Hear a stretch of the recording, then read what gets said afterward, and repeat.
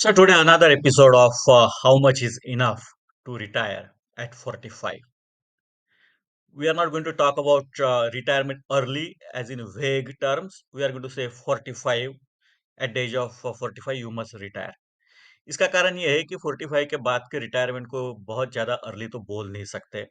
आप 50 तक खींच सकते हो, 55 तक खींच सकते हो, खींचने को क्या है, जिंदगी भर खींच सकते हो। लेकिन 45 तक अगर आप रिटायर हो सकते हो तो that is solidly in the region of early retirement.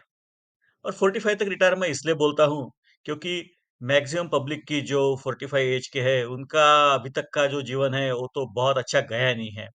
बचपन गया पढ़ाई करने में, मिडिल क्लास लाइफस्टाइल चल रहा है कैसे वैसे।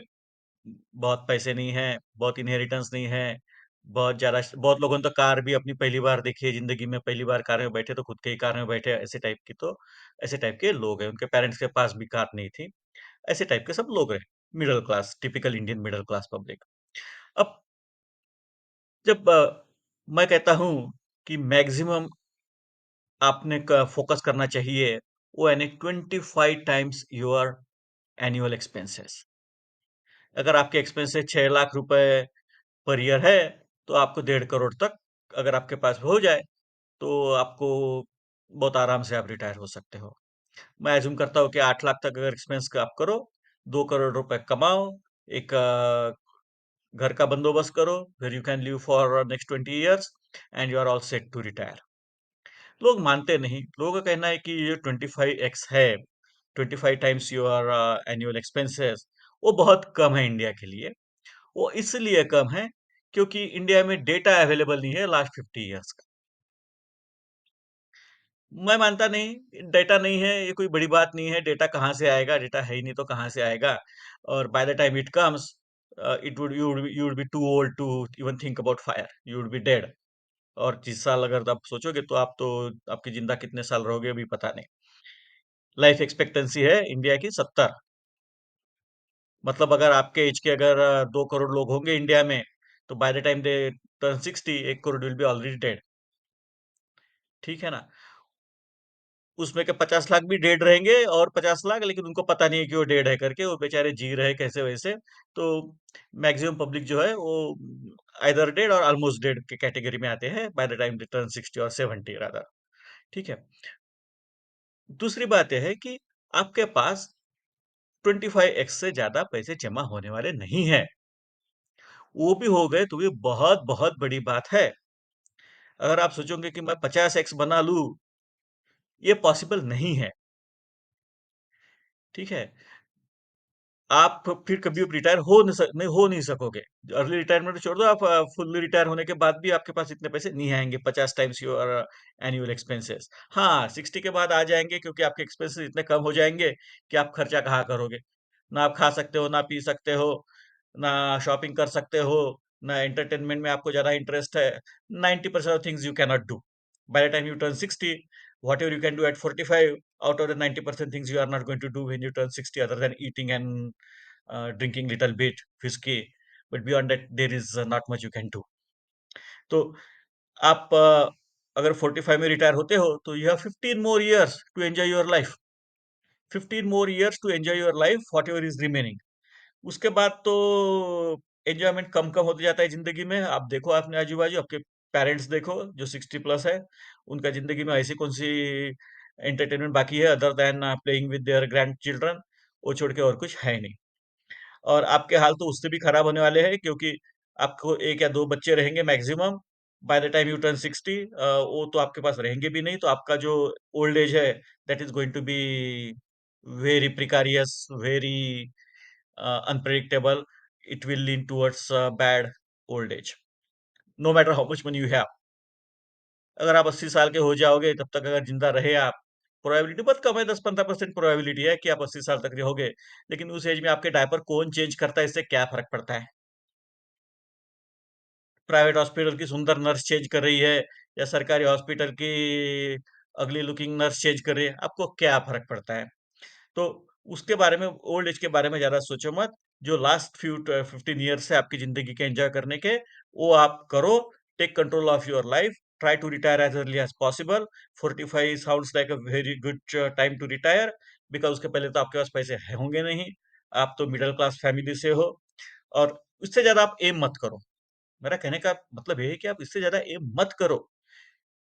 हम कैलकुलेट करते हैं expenses when we are 35 to 45 years age, उस एज में हम एक्सपेंस कैलकुलेट करते हैं। उस एज में एक्सपेंसेस बहुत ज्यादा रहते हैं। By the time you turn older, expenses stabilize, they don't increase much. Health expenses आते हैं, इंडिया में हेल्थ एक्सपेंसेस इतने ज्यादा है नहीं, इतने सब लोग जी रहे हैं, बहुत कम पैसों में जी रहे हैं, तो हेल्थ एक्सपेंसेस उतने आते नहीं। और मेजर एक्सपेंसेस रहेंगे आपके 45 के बाद, those are kids education and kids marriage.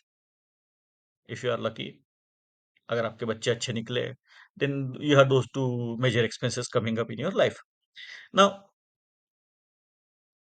अब अगर आप इंडिया के कॉलेजेस में जाओगे, कौन से भी कॉलेज में जाओ आप, कौन से भी कॉलेज में जाओ, आईआईटीज में जाओ, एनआईटीज में जाओ, एम्स में जाओ, मेडिकल कॉलेजेस में जाओ, ट्रिपल आईटी में जाओ, मणिपाल में जाओ, बिट्स पिलानी में, कहीं पे भी आप जाओ, वहाँ के स्टूडेंट्स के आप देखोगे तो 99% स्टूडेंट के पेरेंट्स का नेटवर्थ 1 करोड़ नहीं है।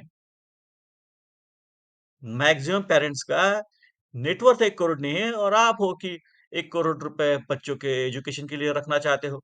पॉसिबल नहीं है, रखने की कोई जरूरत नहीं है। ये तो क्या बोलते हैं, वो 1 करोड़ कमाने के लिए और आप 10-15 साल नौकरी करोगे, घिसते रहोगे, उसका यूज होगा नहीं, पैसे वेस्ट जाएंगे। पैसे कभी वेस्ट जाते नहीं, अपने को अच्छा ही लगता है ज्यादा पैसे रहे तो, लेकिन लाइफ वेस्ट हो जाता है उस चक्कर में। इसलिए आप ज्यादा पैसे कमा के अपनी जिंदगी के ज्यादा साल खर्चा करने में मत रहो। गेट आउट ऑफ दिस चक्की एज सुन एज पॉसिबल। क्या होगा फिर? आपने 1 करोड़ रुपए जमा कर लिए बच्चे ने, और एडमिशन ले लिया, 3 लाख रुपए का, आज 3 लाख रुपए फीस बहुत ज्यादा फीस मानी जाती है इंडिया में। 12 लाख, 15 लाख, 20 लाख में आपका हो जाएगा। अगर आपने 15 लाख भी अभी रखे, तो भी वो उसका एजुकेशन उसमें हो जाएगा। ठीक है ना? अगर इक्विटी में डाले आपने 15 लाख रुपए, बच्चों के एजुकेशन के लिए काफी है। अगर आप अब्रॉड जाके एमएस करने की बात कर रहे हो, उसको भी इतने पैसे नहीं लगते। अगर आप मैक्सिमम पब्लिक देखोगे जिनके बच्चे अब्रॉड जा गए हैं, यूएस में, इंडिया से 1,37,000 people went to the US for higher education. ठीक है ना? अब उनमें से आपको क्या लगता है कि सबके पास बहुत पैसे है? ऐसा नहीं है, इतने पैसे नहीं लगते जितना तुम सोचते हो। हाँ, अपने को लगता है कि भाई बच्चे हैं तो अपने अपना कर्तव्य, अपना फर्ज है कि उनके लिए ज्यादा से ज्यादा पैसे रखो, बात तो सही है। लेकिन उसके लिए तुम अपने कितनी जिंदगी के कितने साल देने को तैयार हो, और उसमें इतना प्रॉफिट है कि नहीं है। लोग ऐसे देखे हैं मैंने कि स्विट्जरलैंड जाके फालतू डिग्रीज लेते हैं, जो कि इंडिया में उसको जॉब भी नहीं मिलता 40,000 का। ऐसे तक के लोग देखे हैं मैंने। इसलिए कोई बहुत बड़ी बात है यूएस जाके एजुकेशन करना है, ये ऐसा नहीं रहा है अभी। एक जमाने में था, अभी ऐसा रहा नहीं है। जो भी जॉब्स है इंडिया में ही अच्छे हैं। यूएस में जाके H1 वीजा भी मिलता नहीं। यूरोप में जाके वो अलग से चक्कर होते हैं। बच्चों को जाना है तो जाएंगे खुद से। आप उनके लिए प्रिपरेशन करना, that is a meaningless thing. Don't fall into that loop कि मुझे बहुत पैसे कमा के बच्चों का भविष्य उज्जवल करना है। नहीं होगा। और आप 30%, 50% सेव करने वाले अगर पब्लिक है, तो वैसे भी आपने बच्चों के लिए कुछ किया नहीं। जब करना था तो किया नहीं।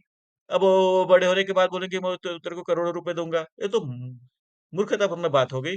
50% जो आदमी सेव करता है अपनी सैलरी का, 33% to 50% जो सेव करता है, वो अपने बच्चों को क्या लाइफ देता है? क्या लाइफ देता है? कुछ खास लाइफ देता नहीं। कंजूसी करके जिया हुआ है वो। अब वो कंजूसी करने वाला आदमी को ऐसी लंबी बातें करेगा कि मैं 1 करोड़ रुपए दूंगा बच्चों को, बच्चे भी मानेंगे नहीं। और तुम खर्चा भी नहीं करोगे। तुमने जिंदगी कंजूसी करने में डाली है, तुम क्या बच्चों के लिए 1 करोड़ रुपए डाल देने वाले हो? नहीं देने वाले हो। इसलिए एम क्लियर रखो।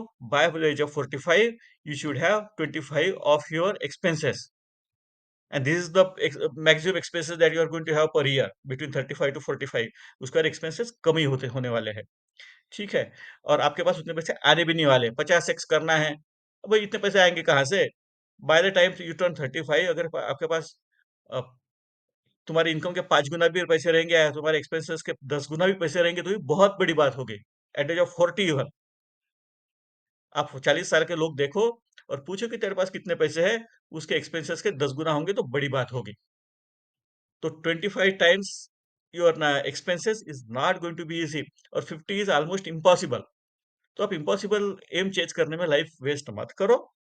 जो पॉसिबल है उस पर फोकस करो। 25x पे फोकस करो। That is the max you can do with great efforts. उससे ज्यादा आप करने की कोशिश मत करो और अपने जिंदगी को क्या बोलते हैं, तकलीफ में मत डालो। ओके।